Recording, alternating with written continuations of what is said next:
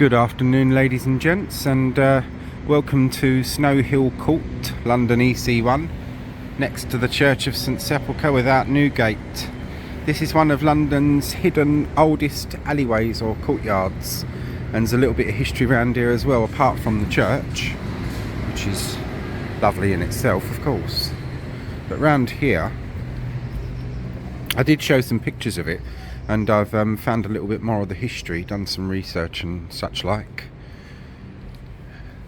This building here, and the building that we're going to go and see over there, was a charity school in the old days.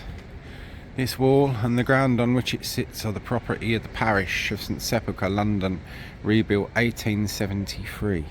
But the charity schools were the schools of St Sepulchre, one for boys and one for girls. Excuse me while I go up the stairs, because my leg's aching a little bit at the moment, must admit. But yeah, one of them is abandoned and the other is now a business. But yeah, these were towards the latter Victorian period, charity schools, one for boys, as I say, and one for girls. And this alleyway or courtyard is one of London's oldest hidden courtyards. It's been here since medieval times, when the church was built. You used to be able to walk all the way round, but because of the new building it's now blocked off. But over here is another abandoned part, so you've got the boys' side and the girls' side there. If I can find any historical photos or whatnot on the schools, there will be such, which will be the end part of the video. This wasn't going to be a very long one. Down through there, locked up nice and safe, is the crypt, which I should be interested to visit. And it's not been too successful a day so far, I'm afraid. Main thing I came for, I wasn't able to access because there's a gas leak outside in the street. But it's a Viaduct Tavern basically, and underneath it are some old prison cells which are said to be part of the old Newgate prison, and they're not going to be accessible until at least next week. Another interesting bit of history for you. These here just look pretty deadly and unpleasant to us, just anti-climbing thing. But they were actually put there for a very specific reason, of course, to stop people from climbing over. But these are anti-body snatcher things. Bits of them are missing because it's very old, but this would have been laced with spikes and sharp things like you see here, look, all this lot. And that was to stop body snatchers getting over, and most importantly dragging a body over the top, because it would all snag and catch on there. So yeah, St Botolph's Without did have an incident of body snatching, so they weren't pleased about that, so they put the body snatcher things up. It's an awful thought to think of, but it did happen in those days, before the latter Anatomy Acts came in. Really, it was only the bodies of hanged men or convicts, such like that could be used for anatomy, and not always then either. So there was a good market for bodies, the body snatchers. So bear that theme in mind, my little pretties. See you all soon. Hi everyone, I couldn't find anything historical photos wise on the St Botolph's charity schools. So as I said at the end of that video, keep the body snatcher theme in mind. That leads us on to our next piece of history. We've got several pieces of history in this one. We're at Cock Lane, London EC1. This boy is in memory put up for the late fire of London, occasioned by the sin of gluttony, 1666. So with the Great Fire of London, a lot of people believed that London, which it still is a very sinful place, they thought London was a very sinful place, in which it still is. So they thought that the fire, they attributed the fire to God's vengeance, basically, for the London's sin of gluttony. So that's that little piece of history. We're going to let this van reverse. It's going to come around this way, and then we'll carry on, because there's another piece below, which takes us on to, of course, the Golden Boy of Pye Corner, but our body snatcher theme as well. So, and then our third other piece of history in this bit of the video will be scratching Fanny the Cock Lane ghost.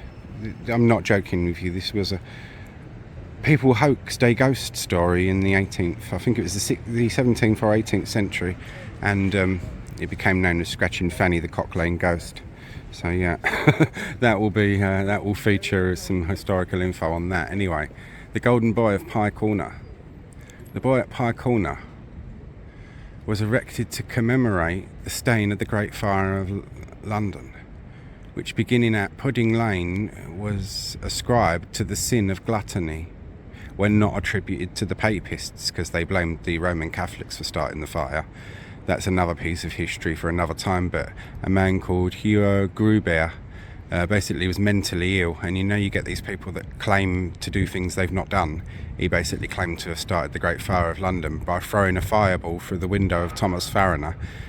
What they omitted to let be known is that Thomas Fariner had no lower accessible windows to throw a fireball through. So there we are. Anyway, the Papists, as on the monument, and the boy was made prodigiously fat to enforce morale, because don't forget, in those days a lot of people were malnourished and quite small.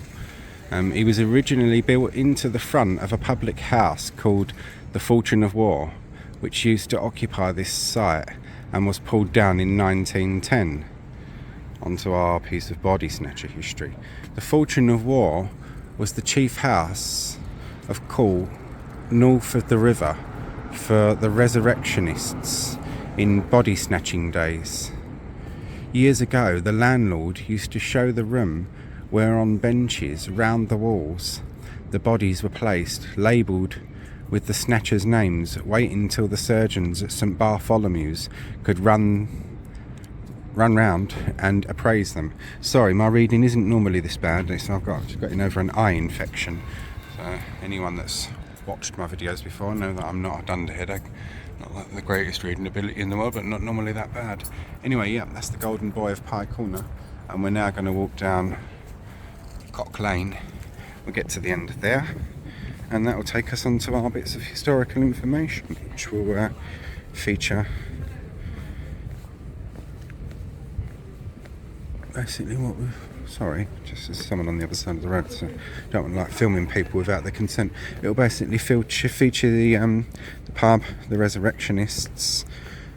If I can find any photos of the pub, it was taken down in 1910, so hopefully there should be some around, fingers crossed.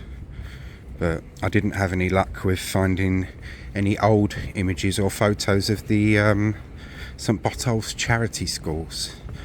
So that part of the video is just in the modern day world, but as I said to you, they were charity schools for boys and girls, set up in the 1870s, I believe. And we are going to walk to the end of Cock Lane. So it's a nice, I did a little walk down here just to get the lay of the land and whatnot. There isn't much nice this way, I must admit. We'll look back from whence we've come. Cock Lane, it used to be quite an historical area. It used to be able to, in Samuel Pepys' days, pick up a lot of how can I say this and make it YouTube friendly? Ladies that sell certain services to certain gentlemen. Shall we put it that way? Yes. Fallen women. La femme fatale. Especially in those days, because you might, as the saying went, spend one night with Venus and 6 with Mercury. Venus was the beautiful lady, and the 6 was Mercury, was having to have Mercury injected into your penis for 6 nights running to try and get rid of the sexually transmitted diseases that you may have contracted. John J. Royce of Manchester Saracen's Head buildings, and on Cock Lane, of course. And we look out onto the modern, changing world of London, which is changing unrecognisably, I must admit. I would have been round this way when I was a little boy, because I remember going past this several times and down this way. But what was here, I don't know. But whatever it was, has all been pulled down, and it'll be steel and glass jobbies like this. But yeah, back to Cock Lane and our little wander into the past. And now, guys and girls, I shall hand you over to a bit of historical information that I've gleaned and found and researched and whatnot. And yeah, hope you will find that part of the video interesting. Thank you for watching, take care, and I'm wishing you all well on a lovely sunny London day. It's pretty nice today. Put my great big thick coat on, and I'm somewhat too warm, shall we say. Anyways, yes, so, oh, what the hell have I just done? Oh, it's okay. Right, yeah, it's been an interesting day so far. Slight disappointment, I must admit, because I did want to get into the cells under the Viaduct Tavern, but out in the street is a gas leak, so it's not doable, I'm afraid. I'll come back soon, and he's told me when to come back, what ideal time. I did arrive too early, so that was one thing, but we live and learn. Anyway, back to Cock Lane. The Body Snatchers and Scratching Fanny the Cock Lane Ghost. Off we go into history. Now, for anyone that may have not heard of the story, they may have not believed it, because it does just sound ridiculous, doesn't it? Scratching Fanny the Cock Lane Ghost. So I've chosen a fairly reputable source. Wikipedia is normally okay, a little bit inaccurate sometimes, but there we are, no one's perfect, are they? So I've chosen a fairly reputable source to basically talk us through Scratching Fanny the Cock Lane Ghost. Cock Lane Ghost was a purported haunting that attracted mass public attention in 1762. There we are. I couldn't remember it was the 17th or 18th century. The location was a lodging in Cock Lane, a short road adjacent to London's Smithfield Market and a few minutes' walk from St Paul's Cathedral, literally right opposite the St Bartholomew's Hospital as well. The event centred on three people: William Kent, a usurer from Norfolk, that's a moneylender, Richard Parsons, a parish clerk, and Parsons' daughter Elizabeth. Following the death during childbirth of Kent's wife Elizabeth Lyons, he became romantically involved with her sister Fanny, which is a shortening of the name Francis, and it didn't mean then what it means now. Canon law prevented the couple from marrying, but they nevertheless moved to London and lodged at a property in Cock Lane, then owned by the Parsons. Several accounts of strange knocking sounds and ghostly apparitions were reported, although for the most part they stopped after the couple moved out. But following Fanny's death from smallpox and Kent's successful legal action against Parsons over an outstanding debt they resumed, the Parsons claimed that Fanny's ghost haunted his property and later his daughter.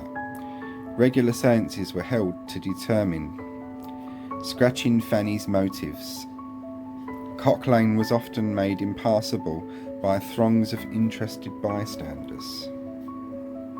And over to the right here you see a 19th century illustration of Cock Lane. The haunting took place in the three-storey building on the right. The ghost appeared to claim that Fanny had been poisoned with arsenic, and Kent was publicly suspected of being her murderer. But a commission, whose members included Samuel Johnson, included that the supposed haunting was a fraud. Further investigations proved the scam was perpetrated by Elizabeth Parsons under duress from her father. Those responsible were prosecuted and found guilty. Richard Parsons was pilloried and sentenced to 2 years in prison. Pilloried is basically like being put in the stocks. The Cock Lane ghost became a focus of controversy between the Methodist and Anglican churches, and it is referenced frequently in contemporary literature. Charles Dickens is one of several Victorian authors whose work alluded to the story, and the pictorial satirist William Hogarth referenced the ghost in 2 of his prints.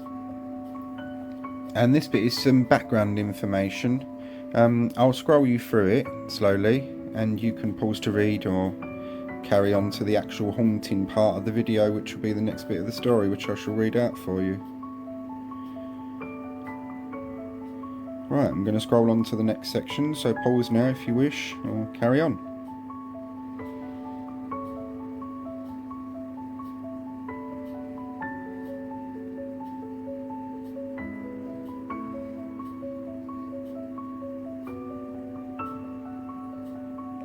Scrolling on to the next paragraph.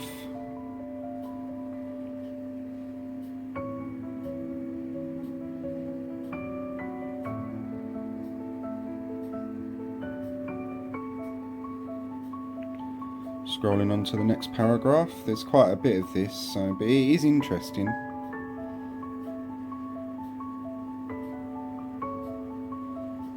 I'm not a great reader, so I can read and write, of course, but I'm having a few problems recently with my eye because of the eye infection. I had a terrible job of it yesterday. Keep focusing and unfocusing on things in the cold.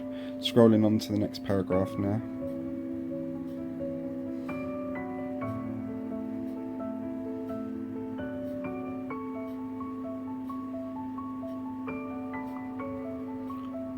Scrolling on.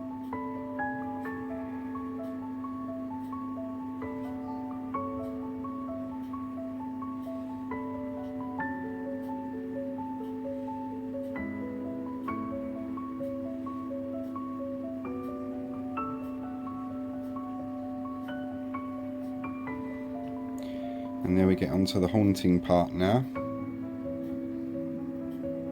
There is a lot. I will slowly scroll us through it. If this isn't your thing, scroll on a little bit through the video and we'll be picking back up more in the modern world and things like that. There'll be very much a body snatcher theme end to this video.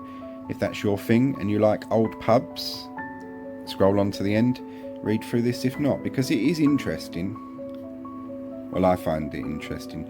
Scratching Fanny, the Cock Lane Ghost, is a very funny and infamous London story. I mean, we laugh because of the name. I mean, as I say, it didn't mean what it meant back then. And in some places, look at in America, like Fanny means your backside.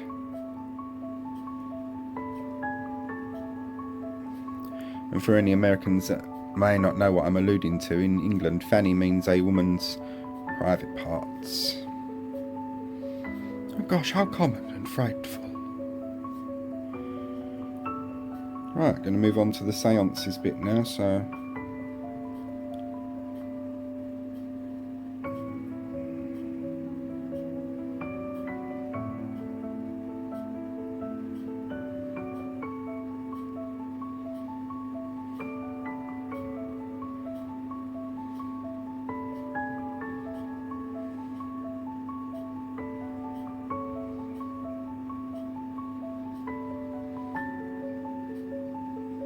And this is really interesting. It does get you all through the story. Cutting a long story short for people that may not have read the entire thing, the girl basically had 2 wooden boards strapped to her legs under her skirts, and it was a big hoax. The paranormal and ghost hunting and ghost hoaxing's been going on for a lot longer than we might think. Ghost Adventures and Most Haunted, they're certainly not the first ones to tread those boards, shall we say. In the ghost hunting thing, I mean.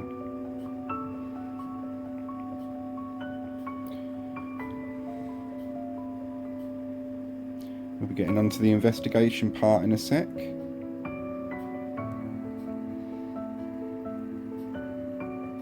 While I'm doing this, I'm sitting here drinking a coffee,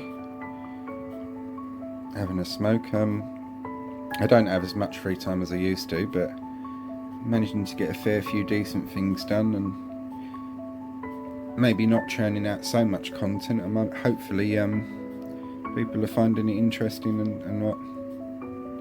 I know one of my on foot tour walks was for likes and comments and stuff was very successful, and the funny thing is I didn't think it would be that successful. Judge not a book by its cover.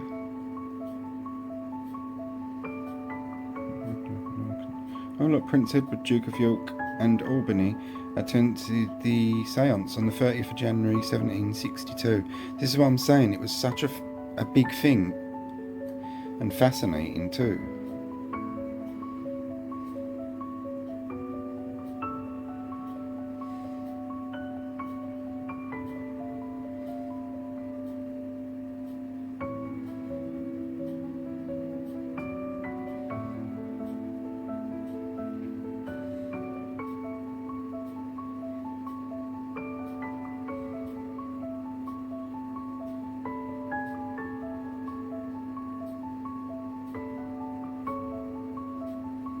I could copy and paste description and credit it to Wikipedia and whatnot, but with the Scratching Fanny thing, I wanted you to read and see it as it was from a reputable source, because to some people, I do well understand it.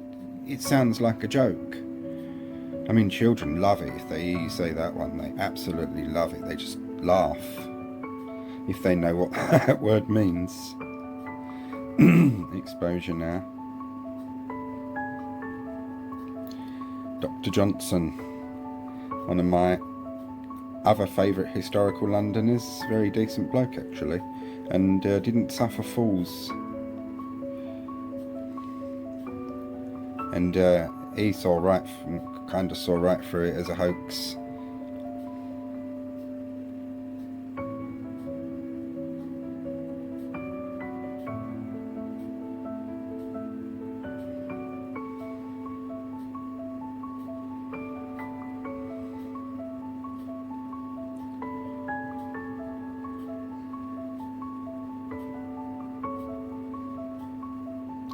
And here we see the words of Dr. Samuel Johnson, or had seen them.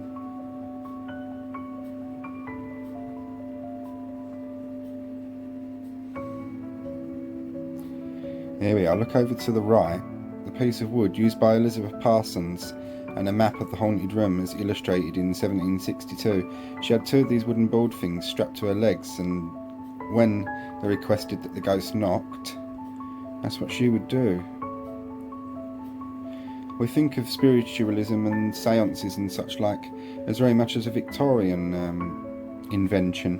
It wasn't as common before the Victorian times, and when it really did kick off big time, spirituality and wanting to commune with the dead, was the First World War. After that, so many people had lost so many loved ones, gone away, killed abroad and buried in foreign soil, or killed and never seen again, and people obviously wanted to have a link or a connection. So yeah, here we get onto the trial now.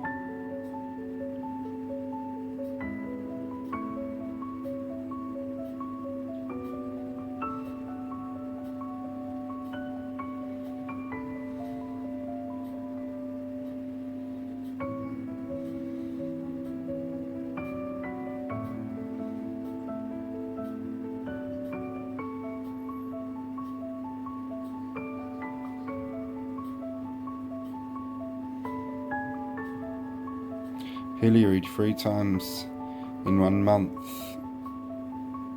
So basically you were put in the stocks where your crime was committed. Imprisoned in Bridewell prison, which is was not far from Newgate, it was right near there actually. And this is the legacy. Now, shall we be approaching the end part of the Cock Lane Ghost, and then we're coming towards our body snatcher theme now.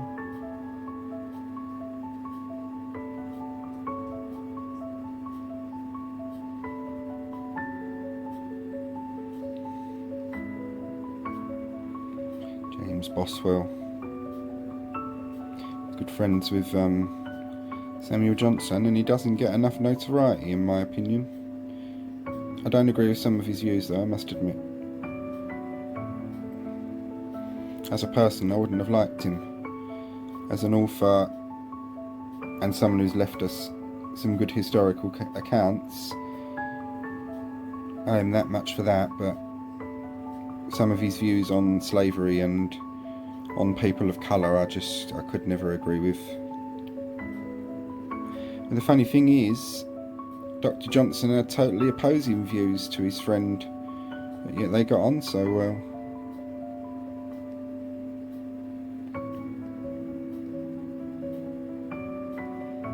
Right, that's the end of Scratching Fanny the Cock Lane Ghost. Hope you all found that a little bit interesting. And now on to our Body Snatcher theme. And now for these images, which take us into a little bit of London's lost past. You're seeing the Fortune of War pub here, with the Golden Boy of Pye Corner up in his original location. And if you look down towards the middle centre, you will see the Cock Lane sign, street sign. And if you look over to the right, you will see St Bartholomew's Hospital, and parts of it there. The pub no longer remains. I think it's absolutely brilliant that they've kept the Golden Boy of Pye Corner and that he's been incorporated into the new building. Photo credit to www.sarahwise.co.uk for this image.